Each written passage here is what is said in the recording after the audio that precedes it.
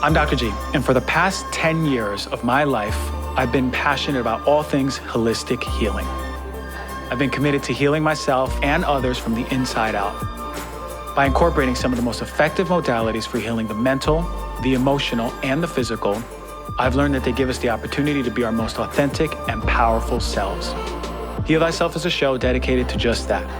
Today's show is going to be incredible, and I say it every week, of course I do, because it is incredible. Knowledge bombs of digestible information to empower and create clarity on what the highest version of us looks like. Product reviews to provide informed consent so you can buy the safest and best products out there, better than the first two that I spoke about, and you're getting other B vitamins, which are energizing, right? Get off of it, throw it away. And special guest segments with some of the brightest and most elite minds in their field. So what is that like on my nervous system?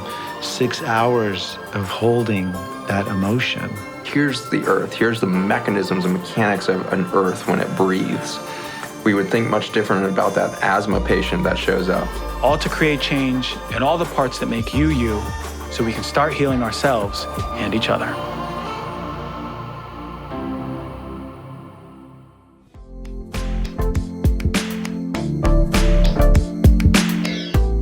Before I get into today's show, I want to tell you a little bit about my Birch mattress. I've been getting such a good night's sleep on this mattress. It's conformed to my body so perfectly. It is a mixture of firm enough that my body and my back feels good, but soft enough that I'm getting a restful sleep. My Oura Ring numbers are the highest it's ever been. I haven't ever broke 84, and just the other day it was 84. So I'm really, really happy that it's showing me that my deep is getting really restful. I'm doing a lot of work around getting a good night's sleep. So you heard me say this before.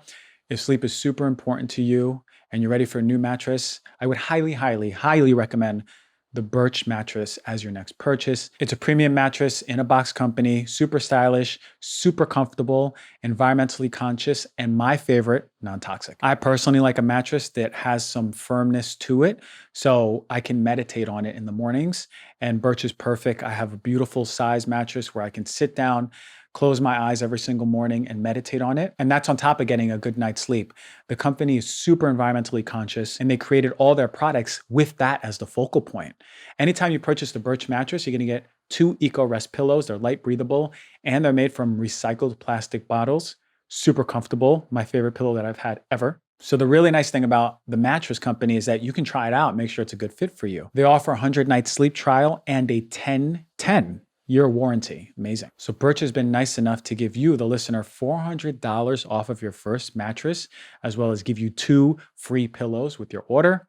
You can click on the link below or go to birchLiving.com/healthyself, one word, to check it out and redeem your offer. All right, check it out before our Knowledge Bomb segment on alcohol, which is going to be so informative. Let me tell you what deodorant I'm using. And it's the next product suggestion for my channel on Verizon's In The Know platform, where you can get some of my favorite products. I'm gonna introduce you to the deodorant I've been using for 3.5 years now. It is the Corpus deodorant, the most beautiful packaging, but also super, super clean. So the thing I love about Birch is they use natural ingredients. They have a beautiful line of different scents, and it works, and you don't need to use a lot. It's vegan, cruelty-free, not animal tested, which is amazing because a lot of the deodorants, especially the conventional ones that you find, are testing on animals. Since day one, I've been a fan of their color and the minimalist packaging, but also their scents. So they don't use any synthetic fragrances. All of their scents are water-based, and any ingredients they use are from enzymes or plant extracts. So full natural from the beginning to end, high quality, and the scents, the line of scents are really, really nice. I've tried every single one, and every single scent has been amazing. People have asked me what deodorant I use because they smell like coming out of me, but it's amazing stuff. And like I said, one of the problems that you run into when it comes to natural deodorants is they don't keep you dry, or you need to keep reapplying. In my experience, I only use a little bit and I'm good throughout the whole day. So check it out. Corpus deodorant. It's my favorite one. It's the one I've been using forever. And if you want to get your hands on the products or see what other ones I have suggested over the course of the past few weeks, all you need to do is scan the QR code on the bottom of the screen or click the URL in the YouTube description. That'll take you directly to my channel on intheknow.com. The address is www.intheknow.com/healthyself. All right, everyone, welcome to Heal Thyself. What a special show we have today. Before we jump into anything, I want to thank you for taking the time out of your day to listen to this show and supporting it, even if it's your first time or your 122nd, 23rd time. Thank you for showing up, as always, and sharing this with your loved ones. So today we're going to talk a little bit about alcohol in the Knowledge Bomb segment. Not only what it does to the body, but new research that is coming out of it. And then my personal take on drinking. Really important because so many people do. And it's so intimately tied in the social fabric of what is normal. And then a special guest today, super, super special. Atara Valentine is a manifestation coach, hypnotherapist, but also dives deep into trauma, inner child work, releasing that trauma, mindfulness, neuro-linguistics. So it's going to be really important to listen to this with your feelings, with your heart, with your emotion, and see if the words that are coming from Atara are going to resonate. I guarantee they will. And he's going to give us these practices that we can do to come back to our body. Easy practices, cheap every single day. And it's going to be so empowering for your healing, your deep, deep inner healing. We're not talking about just physical, deep, deep inner healing. So stay tuned for that. All right, let's get to our Knowledge Bomb segment.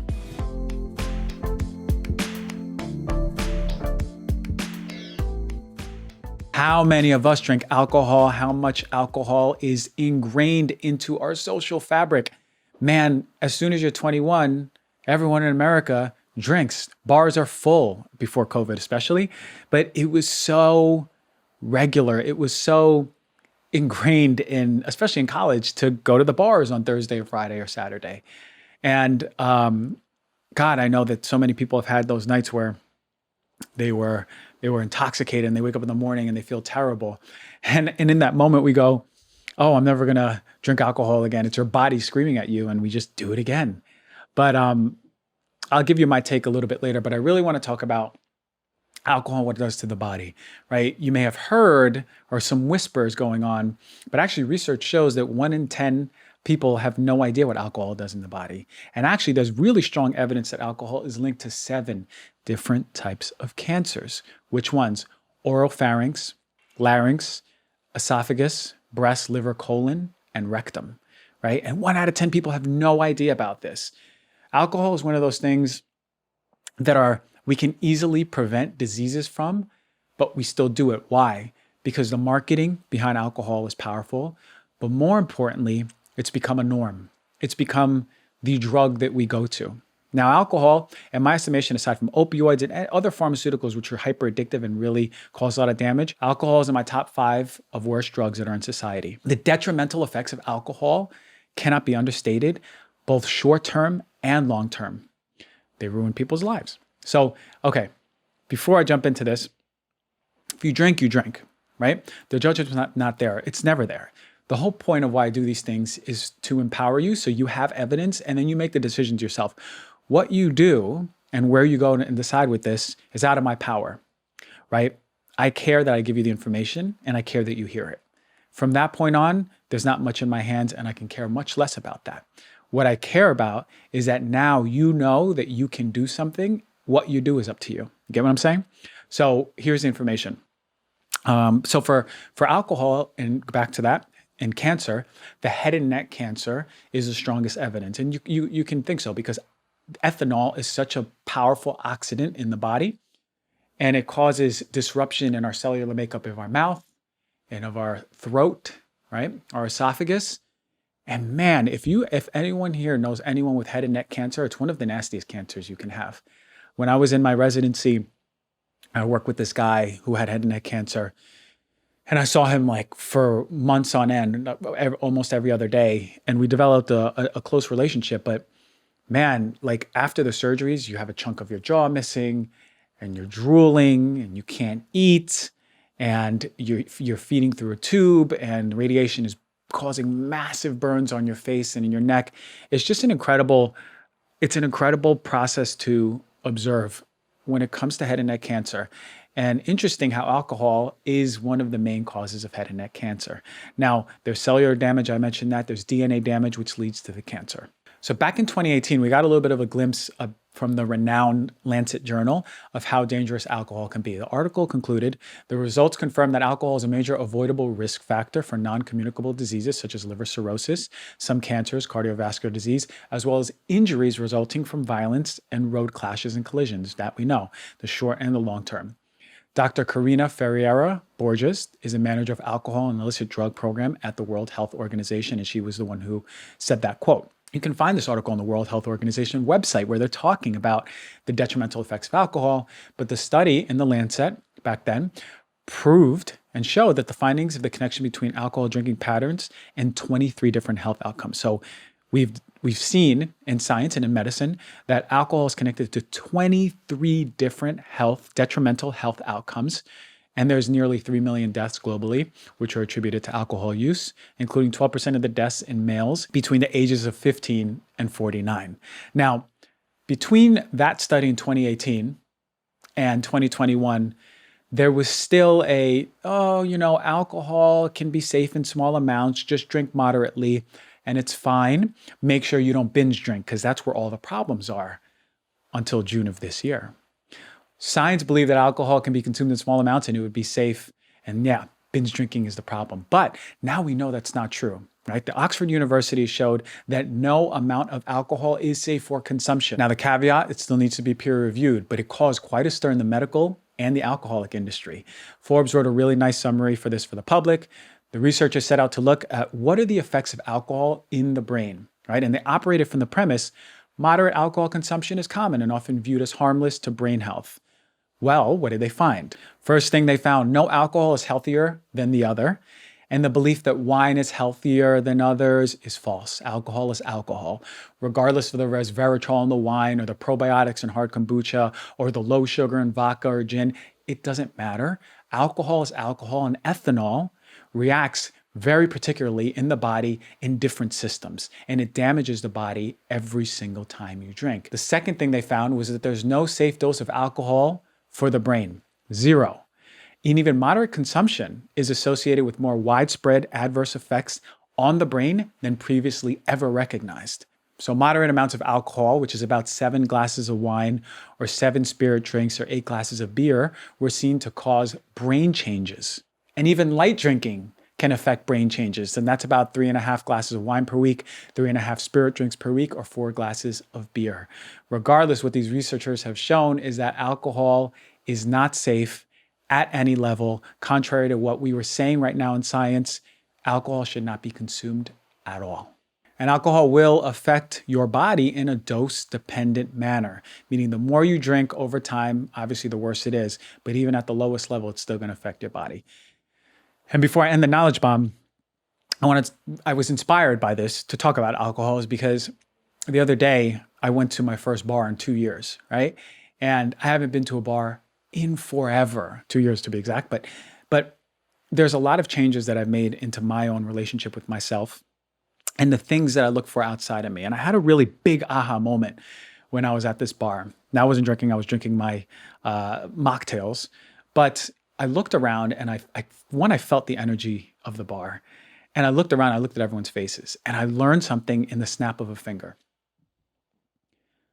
My relationship to alcohol started in college, and I found that the one thing that it did was release my inhibitions and gave me this confidence to be this transient, authentic version of myself, right?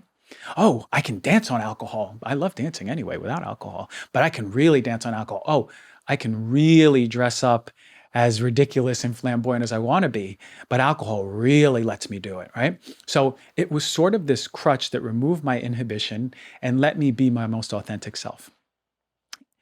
The irony is that it's transient. It will come, it will go. The second thing I realized when I was at this bar and I looked around is that every single person goes to a bar for a community. You either go to connect with a man, with a woman, a man and a man, a woman and a woman, a group of people. But people are going to remember their authentic truth, meaning that we are connected, we are tribal beings, and we want to be accepted within a group and a tribe. Society has created bars and the normality of drinking alcohol in these places. But what I saw in the bar, I looked around at everyone's faces at the bar as they waited for their drink. And even the person smiling, I can tell wasn't happy. And even the person who obviously wasn't happy, they have a stone cold look on their face, waiting for their drink. And I realized in that moment, a bar is such an unnatural place to connect. It's so unnatural. And alcohol is the most unnatural substance to bring down your inhibitions and let you feel comfortable in your own skin. And it's incredible that we continuously accept this practice of going to this place and drinking this poison just so we can be comfortable with ourselves and show off ourselves and not feel judged, right? And on top of that, connect and communicate with other people. And I looked around and I said, no one is happy at this bar. Even the person smiling and laughing is not happy deep down inside, because we know that even though we feel good, and even though we feel authentic, and even though we have no inhibitions, and even though we're connecting with people, we're doing it through alcohol, and it ain't going to be the same in the morning. So I ask you, and I challenge you all, if you do rely on alcohol to let you be your highest version of yourself, seek that discomfort. Go to a bar without alcohol and see how you feel. See how the energy of the room feels. Feel how unnatural it feels. But also, I challenge you to start getting comfortable in your authenticity. Start getting comfortable in your highest version of yourself, and let that self be the most open version of you without alcohol. Because I promise you, as we know the detrimental effects of alcohol, the healthiest you will never be tied to alcohol. The healthiest you will be the liberated version of you that doesn't need to rely on anything, even alcohol, to be that highest version. All right. There's my take on alcohol. Let's get to this guest interview. Can't wait to talk to Atara Valentine. It's going to be really powerful stuff, and I really hope you enjoy it.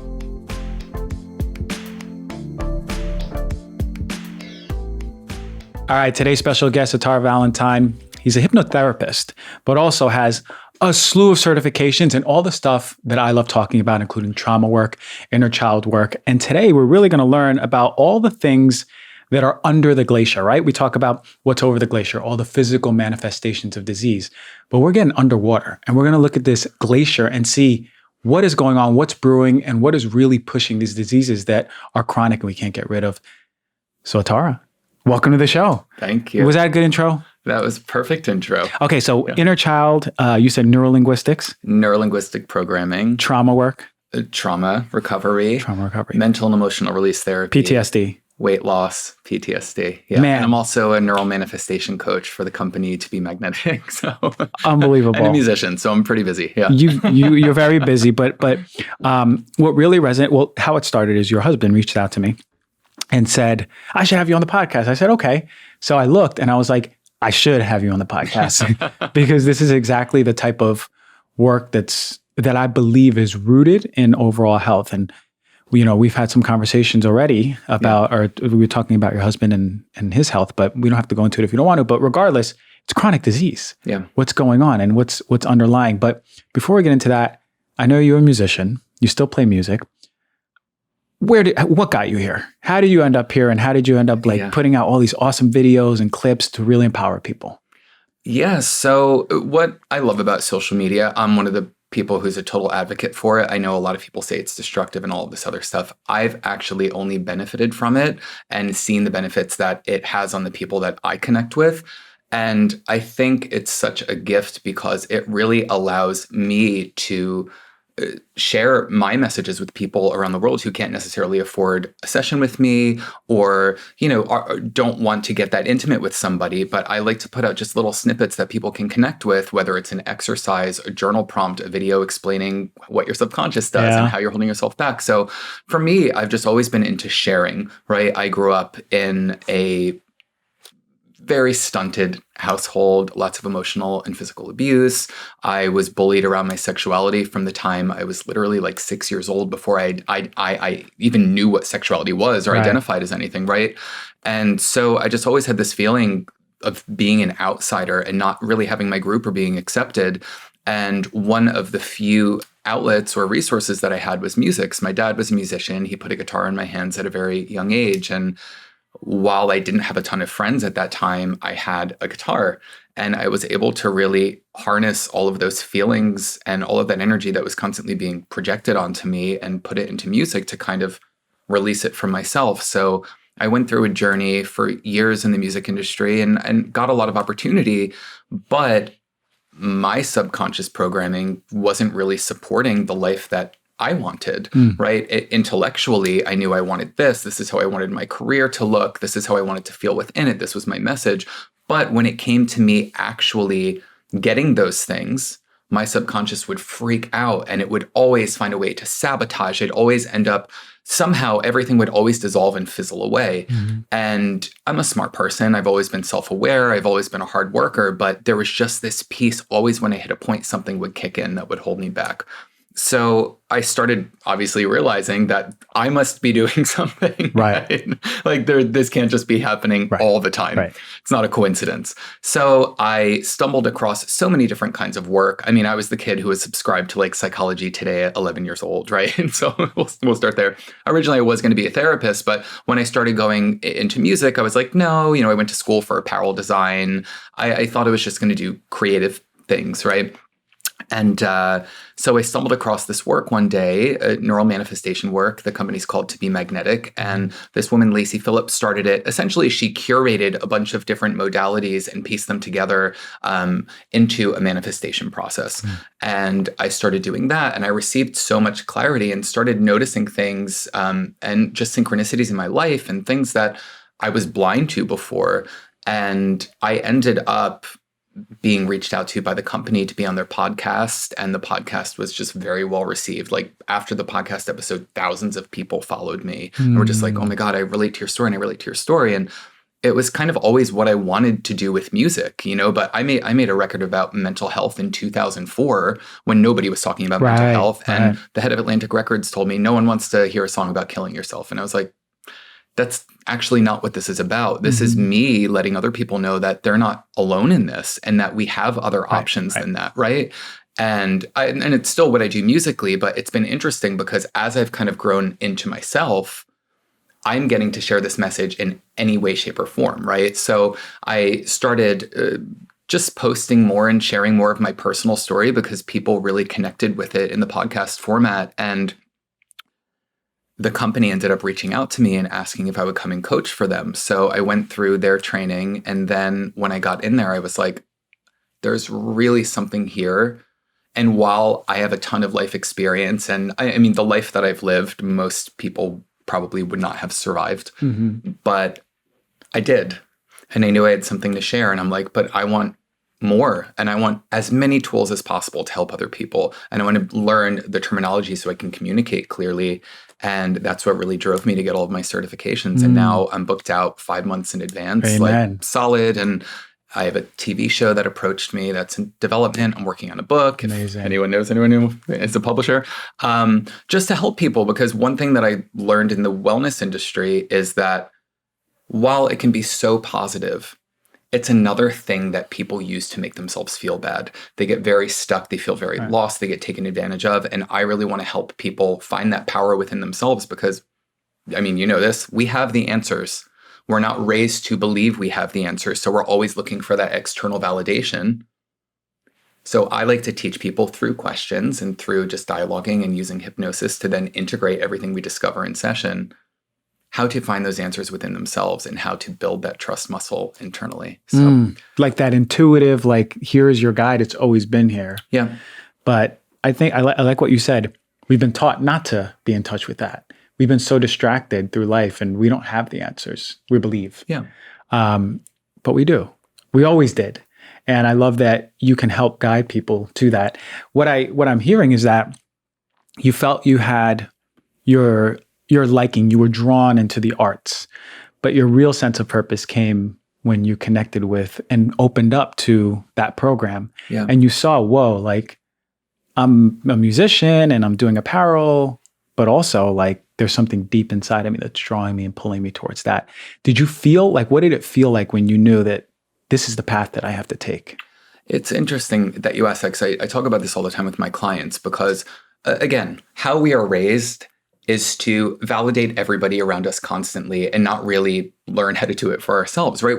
We don't really learn how to take care of ourselves. We don't even learn how to eat properly, right? We're not given proper nutritional education in school. So they're not going to tell you how to feel good about yourself. Right. It's more, be a good student, be a good brother, be a good son, be a good this, be a good that. You have to be a good worker. You have to work hard, right? So everything is about you having to give constantly in order to get a drip feed of worth, right? And so when I started doing this, it just felt really natural. But again, with where my programming was and what my subconscious thought was possible, I didn't know people got to do this. I didn't know people got to sit and talk about their story, and just like, it's just what I always did for my friends, right? Yeah. So I didn't really value it because there wasn't value put on it, right? There was value in me cleaning the house or working really hard, or, right? So you look for the promotion, you look for all of these things. So once I reconnected with this piece of myself and really learned how to appreciate it, I started realizing there was just such an ease. Yeah. And I also dealt with so many health issues. I mean, I was at the doctor getting endoscopies and ultrasounds on my stomach. I couldn't digest anything. And, everyone was like, just, take this acid reflux pill. Right. And I'm like, pretty sure. And this was, 15 years ago, 10 years ago, I was like, I'm pretty sure that that's going to cause stomach cancer from the little bit that I know about medicine, right? I'm like, if I'm not producing enough stomach acid, what's happening to my food, right? So, and turns out there's a huge lawsuit now happening about that, right? And everyone looked at me like I was crazy, but I'm like, I know stuff. I don't know how or why, but I know stuff. So when I started doing this, it just felt so natural and I had so much ease. And I was like, wow, this is what life can feel like. Yeah. And now I'm able to transfer that to other areas, because I was like, when I sit with a client, when I sit and talk about this, it doesn't matter who's sitting across from me. I don't care if I'm talking, I have a great friend who's a neuroscientist. I have a great friend who works at a food store, right? Like, I don't feel more insecure with one person or the other because I always have myself in alignment, right? And there's an ease around that. But when I would go to do the things where I was really trying to be seen and validated in, like music, somehow all of those voices would come back in. Oh, this isn't good enough. Well, is this going to be the song Sony can sync, or is it not? Or blah, blah, blah. Is this going to get on the Spotify playlist? Is it, and I was like, why do I have ease over here and not over here? So I learned how to basically take that and transfer it through. And now that's really what my life looks and feels like. Just an unfolding, right? Yeah. Like it's a natural, organic unfolding rather than like resisting, or even worse, pushing. Yeah. And also just being okay, being happy. People don't talk about that enough. Like, there's such a resistance to just being. There's such a resistance to just enjoying your life. Like, we're always looking for the next thing. And like, listen, I'm a manifestation coach. I understand people want the job and the car and the partner and whatever, right? But it's more important when I meet with people, I'm like, cool, what's your list? How do you feel about this? What limiting beliefs are coming up? What blocks are you feeling? And I'm like, now I don't want to talk about your manifestation list for the next 2 months. And I keep track of where they are. And I give them work that is internal, where they're looking in this direction, so that they're not like, oh, is this a test? Am I, okay, what about this job? And what do I do here? Because you're not learning anything if that's what you're doing. When you look in this direction, that's where you learn. The state of being. State of being. It's interesting. I've done a lot of deep meditations, and one time in one meditation, I saw like a bunch of ants bumping into each other and trying to put concepts on everything, like, oh, this is ground, this is dirt, this is car. And I saw that's humanity. We're just doing. We always want to do. We want to label, right? We want to define. And then I saw this ant in my vision just standing there, not running and bumping into things, and being. And I was like, that's how we got to be. Totally. We have to be. We have to be in a state of presence. We have to be in a state, because that opens up a state of receiving, right? All of these manifestation gifts or visions that people have, you got to do the inner work first, like you said. Yeah. How hard is that inner work for people, though? It's really hard. Listen, it's hard for people when a doctor tells them, you're high risk for a stroke, you're borderline diabetes, your blood pressure is high, you're not going to be here in 5 years, right? Because that person made decisions that got them to this place, right? And a lot of times it's like, do this diet and do this thing. And it's so outside of their lifestyle.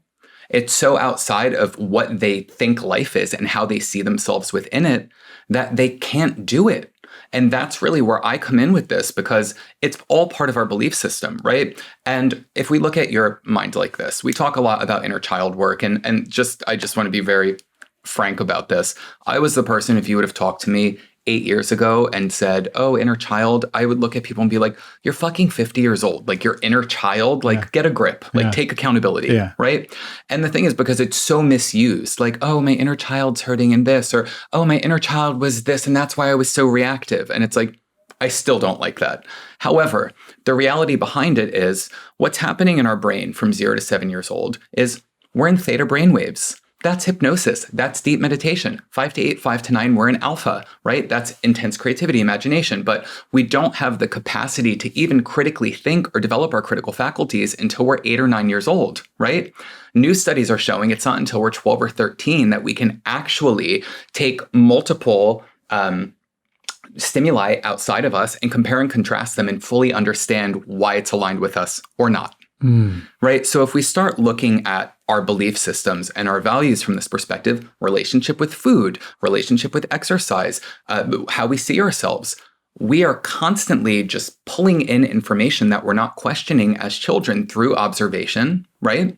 So if we take someone, for example, who grows up in a narcissistic household, right? We know that parents probably taking up 90% of the emotional bandwidth. Everyone is there like, oh, wait, oh, he's not in a good mood. Okay, so I have to not be seen. He is, so now I have to be happy. And okay, he likes when I play basketball and he supports that, so I'm going to play basketball, right? So we start developing all these associations, even with food. Oh, it's your birthday. Here's some sugary cake. Oh, you got a good grade. Here's some ice cream. Or, oh, you had a hard day. Have a cookie, right? So we start installing this reward system at a very young age. I call it our subconscious life script, right? And that becomes our motivation. And within that, we have associations. So in this situation, in this kind of a household, positive association to not being seen or being invisible. Positive association to having an emotional wall around you. Positive association to people pleasing. Negative association to using your voice. Negative association to being an individual because that's seen as selfish in your house, right? So this is what happens. And then all of a sudden we get older and we want the job, we want the promotion, but we can't speak up at the meeting, right? We project our story from childhood onto our boss because what a great place to do it, relationships and jobs, right? Where we feel like we're trying to get someone's approval. And everything is a mirror in that sense. And like you said with the ants, but we gave it meaning, right? We were told this is what this means. And we just held on to it and we don't question it. We just hold on to that belief system. And that's the same thing that happens with phobias, right? When we talk about fight-flight response, phobia is a completely irrational fear about something because, and what happens from my studying in phobia is a lot of times fear of flying happens because what do people do when they fly? They wake up, they don't eat a good meal. They're running frantically. Their blood sugar's dropping, right? They get to wherever, the airport, right? They have a donut or a bagel. They get this big burst of sugar. Then they get an insulin rush, right? To bring it back down. Yeah. They drop, flight takes off. They have a fucking panic attack, right? But then they develop a phobia because they just created an association to them flying. Does that make sense? Yeah. And we do that so much. And that's even with PTSD. What I do is I help people unpair the feeling from the event. That's what we can do in our subconscious now. And it's fascinating. And we didn't believe that was possible, even 15 years ago. Yeah, the feeling from the event, which is incredible because, and I love, thank you for saying the childhood development, 0 to 7, the theta waves. Something I brought up on the show multiple times is because people need to understand that whenever something happens in your childhood, we simply just make these adaptations. Like in a narcissistic home, we know to survive or be part of the tribe, I need to show up as pleasing, right? Because they're taking up 90% of the bandwidth, right? So your personality shifts so you adapt and you can survive. Yeah. That's the brilliance of a child. We know that we have to show up a certain way to be part of the tribe. Totally. And we don't question it. We don't question it. Think of, for example, I mean, all of my friends grew up in trauma with like drug addict parents and whatever else. But let's take, for example, someone who has a parent who has a substance abuse issue, who's a single parent, who is working a lot and isn't home and can't really afford to like properly stock the house in food, all of these things. That kid's going to grow up and think that's normal. Yeah. Right? And let's say this kid's 8 years old and they go to Jimmy's house and they look in the cabinet and Jimmy opens and the kid's going to be like, why do you have all of this food?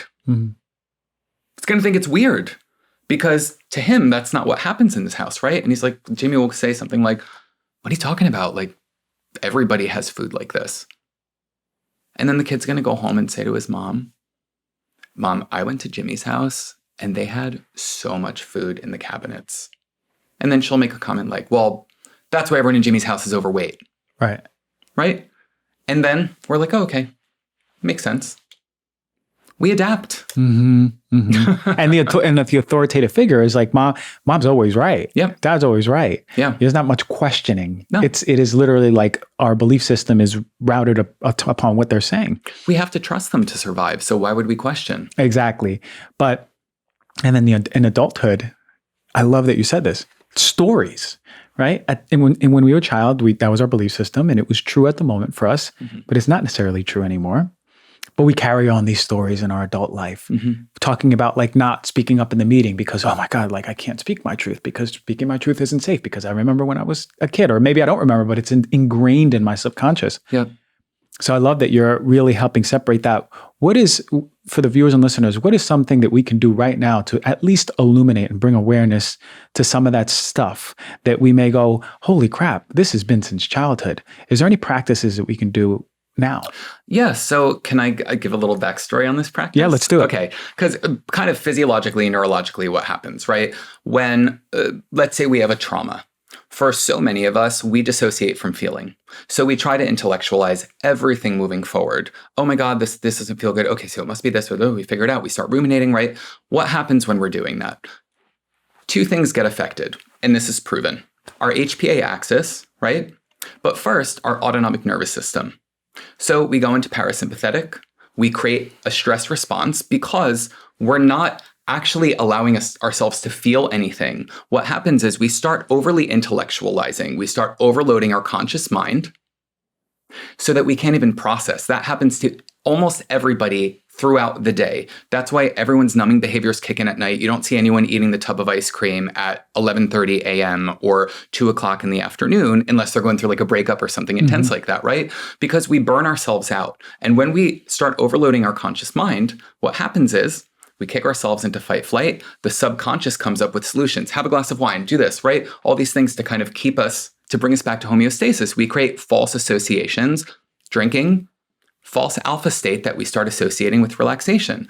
Comfort eating, we're not seeking the food or the cookie, we're seeking the state that's attached to it. Yeah. But we don't think that we can create that state, right? So one of the things that I really do with a lot of my clients is really teach them how to ground themselves. I do an exercise where, and this seems so basic, mindfulness exercise, where someone's going through a breakup, someone's leaving their job, some kind of big transition, death. We're just pure suggestibility, right? And if you have a trauma or something attached to that, you're even more suggestible. We are hyper vigilant at looking for negativity unconsciously so that we can project any kind of scenario that may or may not even be true, right? But that is potentially being reflected back to us onto that so that we get triggered and we stay away from it. That's exhausting. And we're not in our body. So I do an exercise with people and I give them a routine where they do it 3 times a day, but in session, because I see them, they come, and you can see when someone's in hypnosis, and people don't realize that. They think hypnosis is like, right? Like you're doing all this crazy stuff. Yeah. But it's not. It's just you're not consciously thinking. You don't have any critical capacity left, right? So your subconscious is in the wheel and you're just absorbing. And that's what we do in hypnosis, actually. We overwhelm the conscious mind, but with good things, and then we push it through. So how do we get out of that? Get off your phone. When you start getting tired, when you start getting that funk, get off of your phone. Don't sit and scroll through your phone while you're watching television with whatever else in the background, right? You want to take a pause. A couple good things to do. And if you want to see how much you are not in control of your body, do this because it's funny. Set a timer for 10 minutes. Lay in your bed. Close your eyes. No music, no sound. It's not a meditation. Just lay there and don't move. If you have a scratch on your face, don't scratch it. If you have some sweat on your forehead, don't wipe it. Just lay there. See how much resistance you have to being in your body. You'll be shocked. 30 seconds in, legs start burning, right? All of it. It's crazy, but it's what happens because we're so disconnected and we can't handle it and it's not just because we don't want to relax. It's because we're all avoiding so many things and our subconscious freaks out. This isn't what we do. We pick up our phone, right? We pick up our phone. We watch TV. We have a drink. We don't just lay here because then we have to face something, right? We don't want that rejection. We don't want that pain. So that's one thing. Second thing I do with people that's fascinating, I set a timer for 2 minutes. And I say, go get a glass of water, a drink, something you like. And I put it in front of them and I'm like, I want you to stare at that. But I want you to listen to my voice while you're doing it. Mm-hmm. And I'll say, look at the glass. Look at the shape and the design of it. Notice how light and shadow are playing off of it. Even though the glass is clear, where the light's hitting it, there's almost a bright white light. And where the shadow's hitting it, even though it's clear, it's a darker steely gray. Notice that the water is not completely still. There's some bubbles, there's some movement. Now touch the glass. Notice that the glass is making your hand feel cool. Notice simultaneously, your hand is warming the glass up. It's an exchange. Pick up the glass, smell it. You picking anything up? Put it in your mouth. Don't swallow it. Notice how your mouth starts salivating. Notice how you really feel the texture of the water. Swallow it. Feel it go down your throat. Feel it going into your stomach. Then it goes doo doo doo doo doo doo. My alarm goes off. And they go. I'm like, how do you feel? And they're like, I feel so relaxed. And then this is my take on wellness, because I'm not yes, because this. And I'm like, what did you do? And they're like, I'm like, you drank a fucking glass of water. Yeah. That's what you did. How did that water taste? They're like, oh my God, it had all this texture, right? And then I make them do it 3 times a day. Great. Do it for your morning beverage. Do it the middle of the day. And do it when you take your shower at night. You have 3 opportunities to come back into your body so that you can stay conscious, and that's not hypnosis, right? That's just mindfulness, but through a hypnosis perspective. But what happens is this, then they're more aware of their negative self-talk that comes up. They don't grab onto it or latch onto it, because what we do when this happens is when we start ruminating, we get an idea. And people don't realize this. When we talked about pairing the picture with the emotion, with the thought, with the time, right? That's what a memory is. So when we have a traumatic memory, or even not a traumatic memory, just discomfort, rejection, something that we don't want, if we even say, oh, I want to be more confident, what's going to happen if we do this in hypnosis? We put all this imagery in, we put all these tools in that we discuss. How do you want to feel? Cool. What are your blocks? Okay, let's release those through hypnosis. I'm putting all this information in there, right? So I'm dealing with the 88%, but you have to deal with the 12%. And what's going to happen, I'm going to tell them is this, you're going to come out of this, you're going to feel really good, maybe for 30 minutes. And then a thought's going to come up. It's going to go, who do you think you are? You can be confident. You're so confident. That's why you let everyone walk all over you. Oh, good luck trying to be confident. All your friends are going to hate you if you're confident, right? And then all of a sudden, instead of interrupting it or putting our motivation somewhere else, right? We go, oh my God, well, what if my friends do leave? And then what if I don't have any friends? And then this happens. And then I live in this town and I'm stuck and blah, blah, blah, right? So then we start that cycle again. We have a thought, builds an emotion, connects back to thought, bigger emotion, back into sympathetic. And that's how we live. And that's how we live. Ooh. So if we even just disrupt that a little bit throughout the day, then we can be like, I hear you. Not doing it. It's cool. I'm working on confidence today. Yeah. I'm not an affirmation person because they don't go through, but through hypnosis they do, right? Mm-hmm. So, but I'm like, no, that's fine. Oh, I'm gonna grab my phone. Nothing on my phone on you right now. I talk out loud to myself constantly. Right? I see someone on the phone. I'm like, oh my God, what's happening on my Instagram? And then I'm like, I don't need to see what's happening on my Instagram, but I have to say it out loud because my body is making that decision for me because it's an automatic behavior. So the more I do this and I disrupt it, the less those neural pathways are engaging. And I'm creating new neural architecture based on what I want, not my programming, not what my parents told me, not the town I grew up in, right? Presence is key. Awareness is key if you want to change. And it happens in such easy ways. Turn your television off when you're eating dinner. Go sit at your table. None of this is that hard. The wellness industry tricks us into thinking, oh, you need this and you have to go to this shaman and this healer. And they're not doing anything. They're making you be in your body and stay still. Right. We are human beings. We have logic, reason, willpower, superior decision-making, right? Use it. Stop letting your body make decisions for you. Our subconscious is like a horse. If you don't drive it, it will drive you. If you're not happy with what's in there, you're not going to be happy with what you're doing in your life. Powerful stuff. Really powerful because it's so true how we're on autopilot and subconscious is driving. And how many people aren't in their bodies? I know this one guy, and I've been telling him, man, he's made every excuse not to be alone in his body without a phone. And he's a big content creator. And he's like, I need to do a getaway. I go, yeah, you need to. He's like, okay, I'm going to bring my dog and I'm going to do a really cool like vlog. And I was like, no. I was like, you're missing the idea. No dog. He goes, no dog. He goes, what do you mean? He's like, then it's just, okay, but then that's okay because I don't need the dog. I can do really good content. I go, no cameras. And he goes, what do you mean no cameras? And he's like, okay, it's fine. I could do it on my cell phone. I go, bro, no cell phone. What are you doing?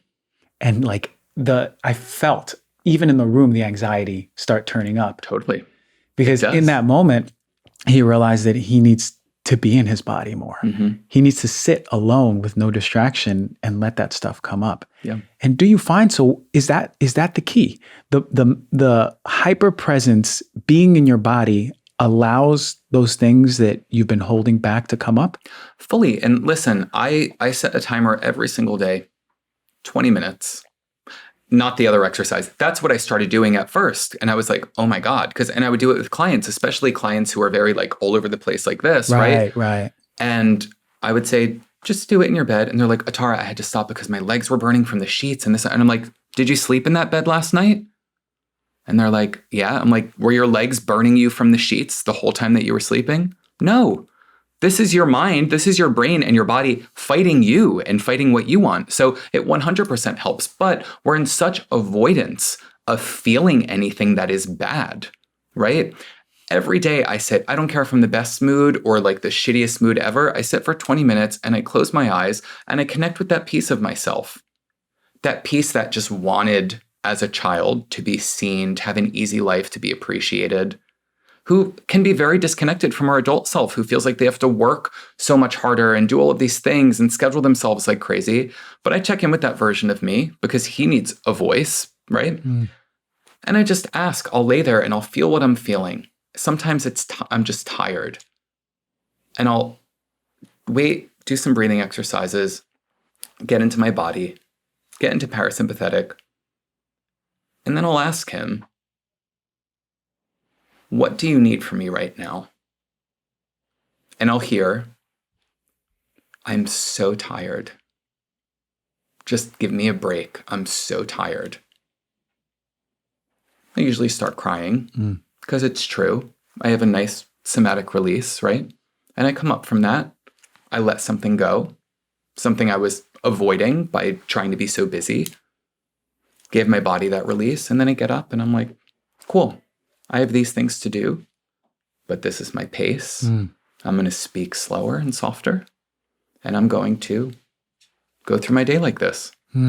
Just connecting with your body. Just and that came up. Your body. Yeah. It's so interesting to go back to that water reference, 6 minutes a day, and you can connect to your body just by drinking a glass of water. Yeah. You know, how many of us are like drinking a glass of water and between sips, having a conversation, a meeting, and then drinking some more water and, making our food, how distracted we are. And we go from one distraction to the other.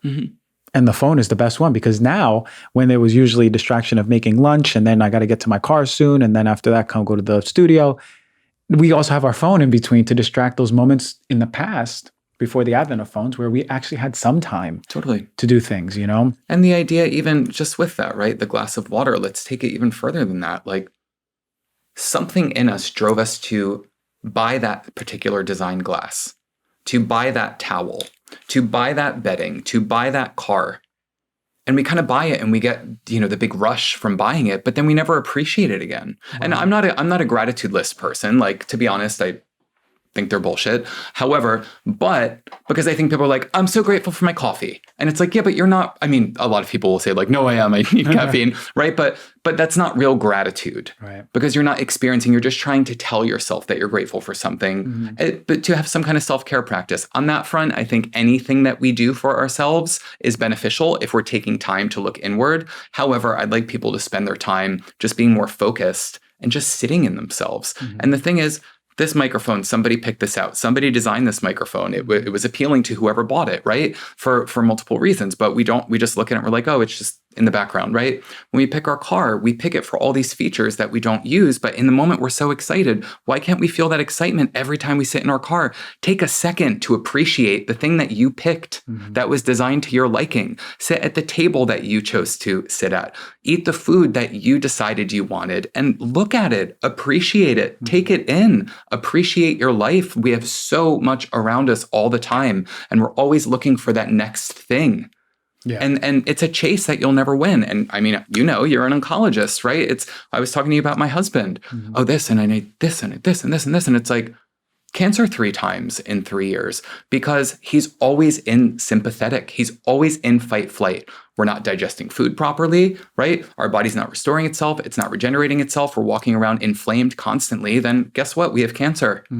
So that was so much of my mission. And again, that's not everybody. Certain people have genes and things like this, but he has a twin brother. Why doesn't his twin brother have cancer? Why does he? Identical twin, right? So these are the questions you want to ask, and it's all lifestyle based. So what I do with people is really help them, because you can say, you need to do this, you need to do this, you need to do this. Take 500 milligrams of quercetin 4 times a day for inflammation, and take this and whatever. And they're not going to do it, right? So how I work with people is to figure out the blocks, get rid of the shock of the diagnosis.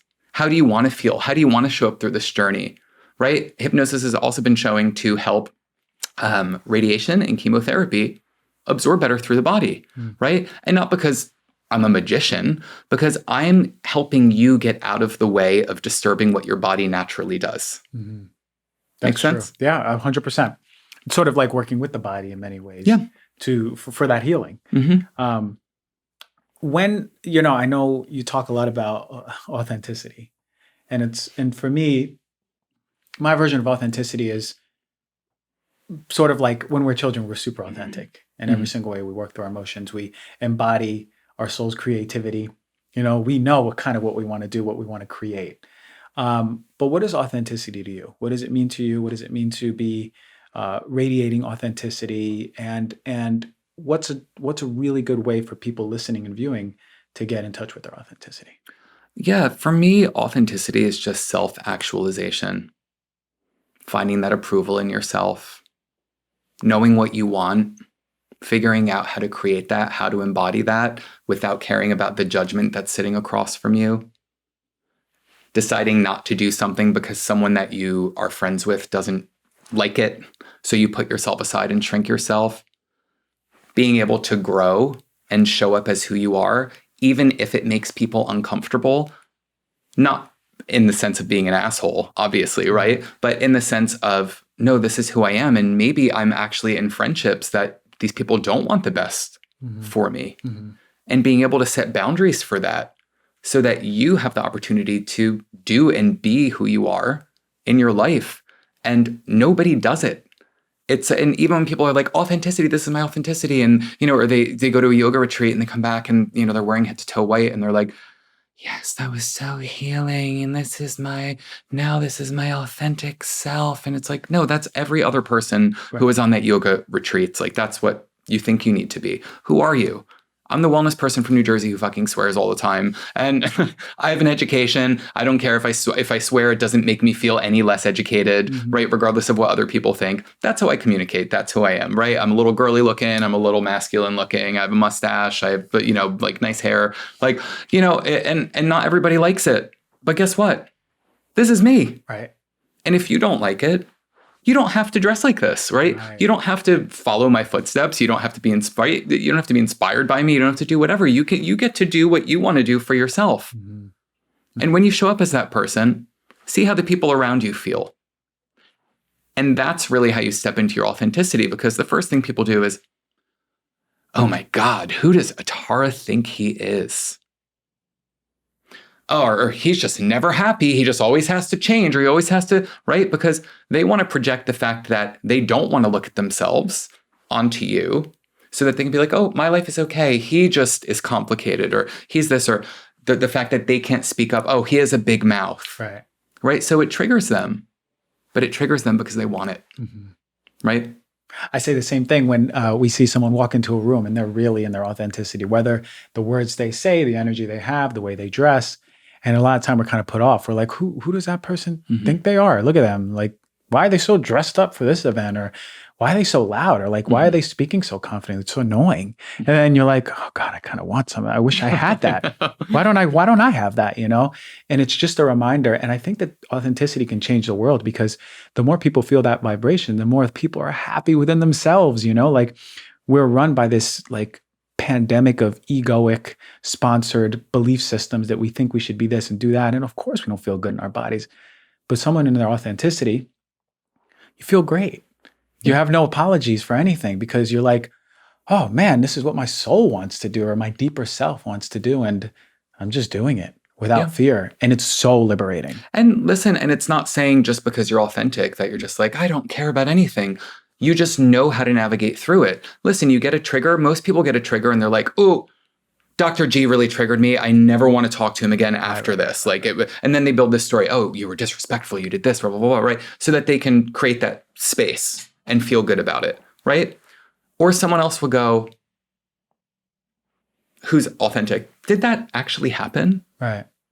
Or did I feel insecure in that moment? So I projected my insecurity, or I received that like he was judging something I was saying, right? And then again, it's allowing that feeling to come up. We're not just shoving it down by being like, he's an asshole, right? And that's how most people navigate through. And then they call all of their friends to get the support to feel okay. And validate it. Right? Instead of being like, what was that? Why did I feel like that? And that's the thing, when we start doing this, we realize nobody makes you feel anything except for you. You make a decision to feel that way. And if you can't take ownership over that, sorry, that's just the truth, right? We are responsible for our state. And our state of suffering within that. And our state of suffering within that. Exactly. And that's not to say there are contributing factors. Obviously, our programming is a huge piece of it. That's why this kind of work is so important, to get in there and really reprogram these things and remove the emotion from the events so that we can push forward and have that internal structure to show up the way that we want to. So when we do get triggered, we can be like, oh, he's this, or we can be like, or maybe it's me. And we can decide to choose that resource from our subconscious instead of just picking the one that is readily available, that keeps us small and keeps us in our comfort zone. It's interesting. I was reading years ago about taking ownership, and it was saying to have a personal responsibility for everything. And it was really powerful to me, because I'm like, all right, well, I make sure I pick up my trash from the ground and I don't litter anything. But me having a personal responsibility, because in essence, we are all one, right? Yeah. We have a personal responsibility for people littering. Like, I contributed to this, right? Because it's really empowering, even if the things that are seemingly outside of you, right? If you take personal responsibility to some level, then you're empowered to ascend from that, rather than being sucked up as like, oh, nothing's ever going to change. Like, I do my part, but no one else does their part. It's a different energy. Do you vibe with that? I do. And just again, like circling that back to what we were talking about earlier with state. State is a choice, right? What is a problem? A problem is when we attach an unresourceful state to an event. Oh, these people are this, this, and this. That's unresourceful. You can't do anything. It's just happening to you. However, you can be like, this is important to me. So I'm going to stay diligent, and I'm going to show up, and I'm going to do my piece, and I'm going to start talking to people around me about this topic. I'm going to lead by example, right? We don't just give up. We decide what our values are, what our belief system is as an adult. And then we start showing up like that to reinforce that. And then we get to control, even with trauma. Listen, a lot of stuff happened to me in my life. Did I deserve it? Absolutely not. Did it happen to me? Yes. Have I, in the 40 years I've been on this earth, spent way more time in that trauma and the trappings of that trauma than I wish I had? Yeah, because I didn't think I had an option. Oh, this is just my life. And because that was my internal representation. This is who I thought I was in the world. I'm someone that bad things happen to, good things don't work out for me, all of that. So that was my state. What am I going to achieve from that state? Except more of that. That is what I'm looking for, right? Unconsciously even. Right? I could have the nicest exchange with somebody, be like, oh, well, I shouldn't even follow up with them because they're just going to reject me at some point. Right? And that's the internal dialogue that's happening. What if we got to decide to show up differently? What if we got to put new tools in there? This is just the beginning. If we take accountability, and that's not saying, right, that I don't have feelings about what happened to me, whatever else, but I've dealt with them. And I know when they come up and they try to make a decision for me, I make a decision for me, not what happened to me. My trauma does not define my life. I do. I'm a human being. I have a prefrontal cortex. I can make decisions. I have logic and reason. We have to stay clear enough and present enough that we always have that gift that we have available to us. And when we don't, that's when all this other stuff happens. Oof, amen. That was the bomb right there, man. Thank you. I mean, I feel like I could talk to you for hours. Because you are a wealth of knowledge in this, and the language you're speaking, I know. I mean, it resonates with me. I'm in a hypnotic state hearing all this, right?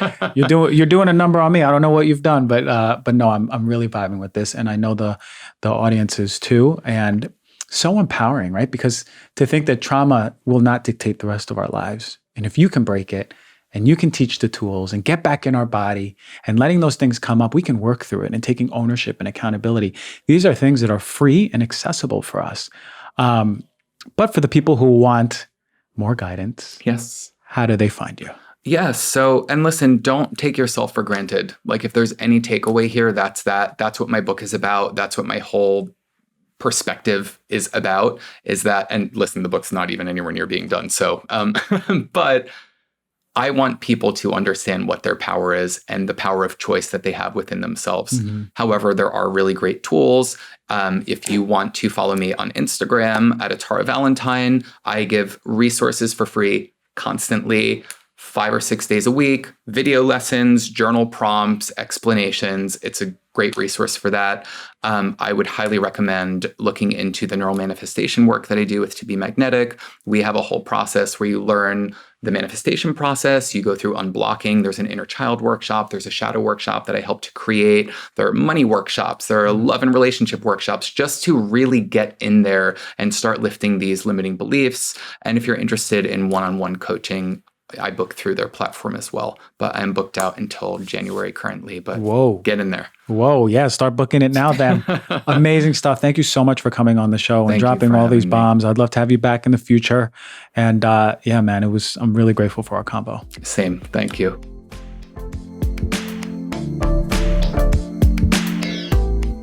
What an incredible interview with Atara. Man, I felt the vibe. I felt so focused, hyper-focused. It was so beautiful. And I really hope you resonated with it. Hope you took notes. Try those practices. Try the mindfulness practice of laying in bed with your body. Try the mindfulness practice of just being one with your water and see how that water tastes. You know, you're going to take, 10 minutes of your whole day to do it. And it's so, so powerful. Hey, thank you for rating. Thank you for reviewing. Thank you for subscribing.